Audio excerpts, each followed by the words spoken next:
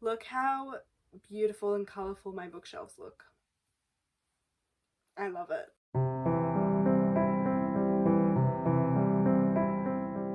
Hey everyone, it's Isabella. Welcome back to my channel, or welcome to my channel if you're new. Today we're going through 10 books that I have read and I've given 5 stars. I would be lying if I told you this video was an easy video for me to film. It's actually very stressful because the idea of nailing all of my 5-star reads down to 10, stressful. So if you like this, let me know and I will do a part 2 with the other books. I have tried to kind of mix up my selection, and I have a few books in here that I've never talked about on my channel because I didn't want my videos to get repetitive by me talking about the same books.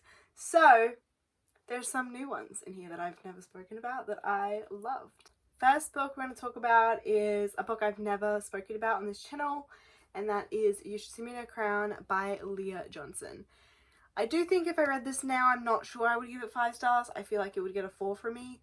But I read this, I want to say like 2 years ago, and I loved it. It is YA and it is set in a high school, and I was in high school, so I loved it so much.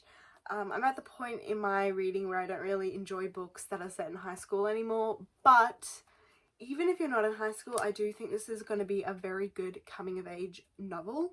Okay, I did read this 2 years ago, so I might be a bit rusty on my synopsis. But from what I can remember, we have Liz, who's in high school. She's black and she doesn't really have a lot of money. And this particular school that she goes to is holding a competition, and whoever wins prom queen and prom king get a scholarship. And Liz really, really needs the scholarship. And she's pretty confident until a new girl comes in. Her name is Mac, and kind of makes Liz a little bit nervous. And it's just following Liz throughout this whole competition to try and get this scholarship. And then we have Mac, who is obviously a distraction. I kind of suck at the synopsis, but like, it's been a while, but it is a really good book. It is a great coming of age novel. Like I said, there is romance, but there's also a lot of like character development, and from what I can remember, the family in this book was just really sweet as well. I did annotate this, but I ended up taking the annotations out because they were just really not in good condition. So if I do reread this, I will annotate it again. I have to say, I am one that if I do not absolutely love a book, I tend to donate it or give it away, and I read this 2 years ago and I still have not done that, so it must have meant a fair deal to me if I have not given it away yet. This next book I have vocalized my love for quite a lot, and that is The Fine Print by Lauren Asher. First of all, cover. Oh my goodness, absolutely. Anyway, this is the first in like a companion series novel thing, that follows different brothers. This one follows Rowan. We have Terms and Conditions, which follows Declan, and then we have Cal, which doesn't have a book yet, but hopefully he'll have one soon. Rowan is my favourite brother by far, which I feel like is unpopular because Declan seems to get a lot of the love. Don't know why, but anyway. These billionaire brothers are given challenges that they have to complete in order to get their percent of their grandfather's inheritance. Their grandfather recently passed away, and he was the CEO / owner of Dreamland, so the inheritance is quite a lot and they have to do this basically. And Rowan's task is he has to bring the magic back to Dreamland. He has to create something that is just so amazing that it just blows people away. Zara is, what is the name of it? She's like his not his assistant. Iris is Declan's assistant, which is in the second book. Zara, she's like a designer thing. Is that what it's called? She's a designer, right? Yeah. She designs like attractions in Dreamland. So kind of like the perfect match, considering Rowan needs to create something and Zara does just that.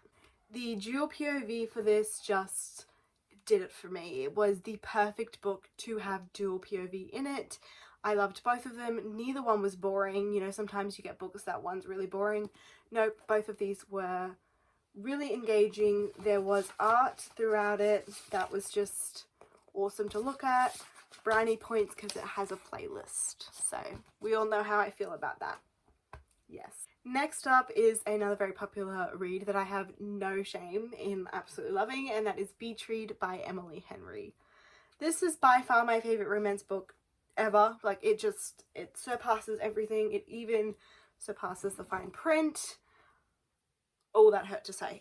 Anyway, Beach Read, oh my goodness, it's just so good, isn't it? Like, oh my lord.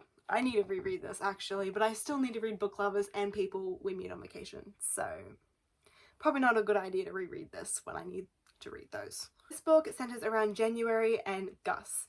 January is a romance writer, author, and Gus writes literary fiction. So complete opposites. They kind of have a few run-ins and they don't really like each other.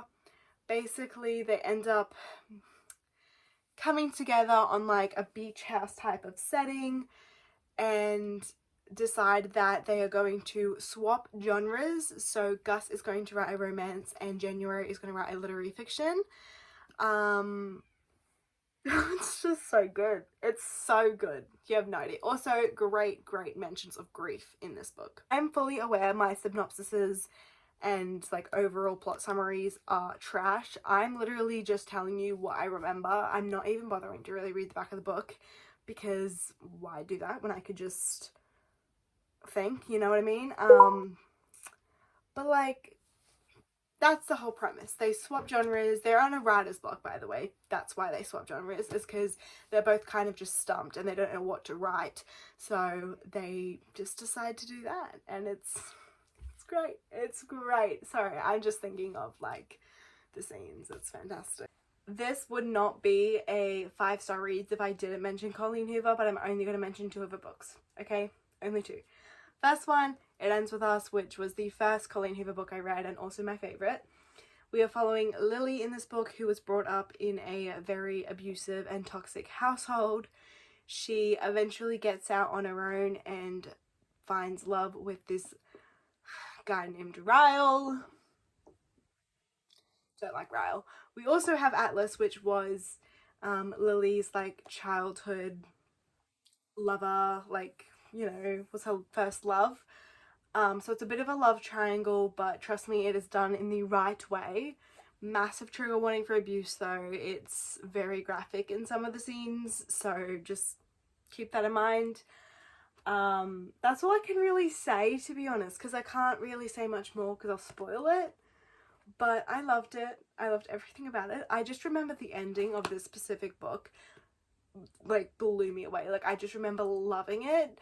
Like, no ending has really made me sob in the best way possible than this. So, brownie points. Also, The Broken Lilies.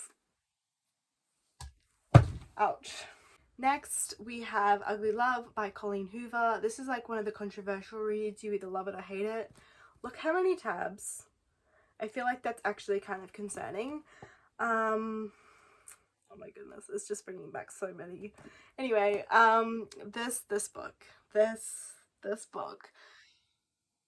We have Miles and Tate. So basically, Miles doesn't really want a relationship and Tate doesn't have time for it, so they make a little deal to be friends with benefits, because that's always a good idea. Yeah, this book did a lot of damage. There's actually a song called Ugly Love which was created and it's on Spotify, and read this book and then listen to that song. You'll never be okay again. This next book I have never spoken about, and that is Seraphina by Rachel Hartman. I read this book probably a year ago, so I'm a little bit rusty, but I just remember loving it. In this story, we have humans and dragons. They live together in harmony. A truce was created that basically meant that they could be friends, live together. But one day that truce is broken, and it is this whole big thing whether dragons are to blame or humans are to blame. Like, who's to blame for it? Seraphina is our main character, and throughout this story we kind of follow her on her journey. She has massive secrets of her own that could put herself and the people that she loves in danger. We have family secrets that are unraveled. I actually don't know if this is a standalone or part of a series. I think it's a standalone. I read it as one. I think it's a standalone, but I could be wrong. But I loved this book. The family aspect to it was really, like, really amazing. I wasn't expecting, like, a family, like, a really big family element to this book, but it was really good. And this was also one of the first, like, dragon books I read, and I love dragon books, so. Also, Seraphina. That is such a pretty name. That is literally, like, one of my favorite names ever. Seraphina. Oh, so pretty. Would this be a favorites list if I didn't mention a Bridget Camera book? No, it wouldn't. I did talk about Cursebreaker in the mid-year check-in, but I didn't talk about Defy the Night. So, this story follows Tessa and Prince Korik. They're our protagonists. They're the people who we're following. It is dual POV. So, Prince Korik and King Harriston rule a kingdom. They're very, very strict because there is a disease that is ripping through the kingdom and only the richest can afford the cure. And there's a lot of stealing going on to get this cure, so Prince Korik and King Harriston are just very, like, you know, they're strict with it. We are following Tessa and Will as they steal this cure from the rich and give it to the poor, and the consequences that follow that. Like I said, we're getting Tessa and Prince Korik's POVs in this. I literally cried within 40 pages. I'm not kidding. There is a plot twist at the very start of this book, which I feel like I did kind of see it coming, but at the same time, when it happened, it just hit me, like, and I was 40 pages in, like, what? Next, we have my favorite book of all time, literally ever. It is the book that got me into reading, and just, it means so much to me, and that is The Midnight Library by Matt Haig. Oh, this book. It means a lot. This story follows Nora Seed as she enters basically the Midnight Library, which is between life and death, and she opens these books and they show her what her life would be like if she made a different decision. I just think that premise is so fantastic. Now, this book is a book you either love or hate. Matt Haig is a self-help author, so whilst this book isn't necessarily self-help, it does have self-help elements. I really liked it because it wasn't straight, like, self-help. It was just incorporated into a fictional story, which I really enjoyed. But it definitely isn't for everyone. Some people said that it was way too repetitive. I can see why, but I thought it was done well and I didn't think it was repetitive. I've read this, like, 4 or 5 times. I have my colours. So we have blue, which is sad, orange happy, yellow characters, and green quotes. So, love it. And the last book we're talking about today is another book, actually, that people either love or hate, and when they don't like it, they tend to critique it by saying it's too repetitive. I loved it. I didn't think it was too repetitive, and that is The Invisible Life of Addie LaRue. This is one of the first books I read as well, and I love it so much. Addie LaRue, favorite character to ever exist in all of any books I've ever read. I just love Addie LaRue so much. This story follows, you guessed it, Addie LaRue as she makes a deal with the devil, basically, in the dead of night.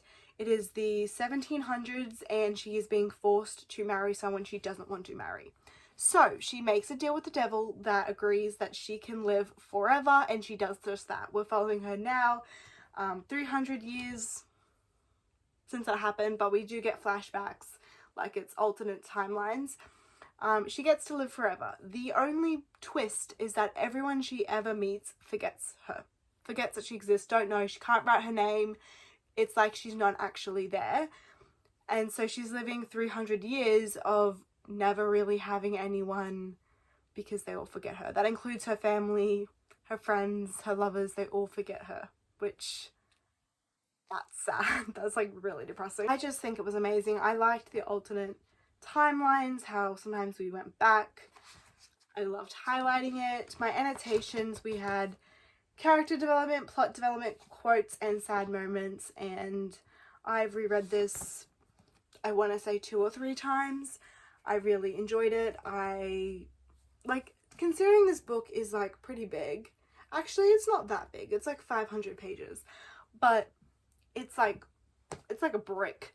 I flew through this every single time I read it, and I would recommend that you would give it a go. Like, even if you're not sure if you'd like this book, I would still recommend giving it a go because it is just so good. Like, I love it so much. Oh my goodness. I feel like I need to reread this, even though I probably shouldn't, but I want to.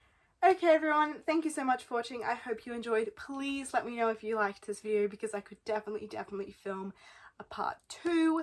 This is your sign to go read every single one of these books because they are all amazing. And until next time, bye guys.